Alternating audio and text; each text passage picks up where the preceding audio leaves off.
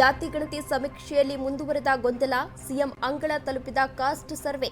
ಸಿದ್ದು ನೇತೃತ್ವದಲ್ಲಿಂದು ನಡೆಯಲಿದೆ high voltage meeting.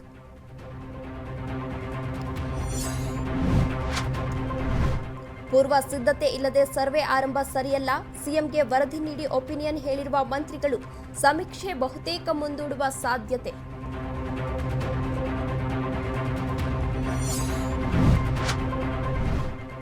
ಹುಬ್ಬಳ್ಳಿಯಲ್ಲಿಂದು ಲಿಂಗಾಯತ ಏಕತಾ ಸಮಾವೇಶ. ದಿಂಗಾಲೇಶ್ವರ ಮತ್ತು ವಚನಾನಂದ ಶ್ರೀ ಫೈಟ್ ಮಧ್ಯೆ ಸಭೆ. ಸಾವಿರ ಸ್ವಾಮೀಜಿಗಳು, ರಾಜಕೀಯ ಗಣ್ಯರು ಭಾಗಿ.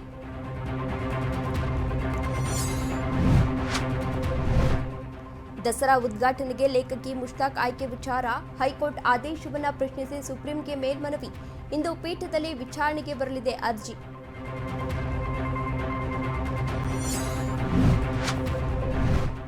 ಕೊಲೆ ಆರೋಪಿ ದರ್ಶನ್ಗೆ ಸಿಗುತ್ತಾ ಹೆಚ್ಚುವರಿ ಹಾಸಿಗೆ ದಿಂಬು.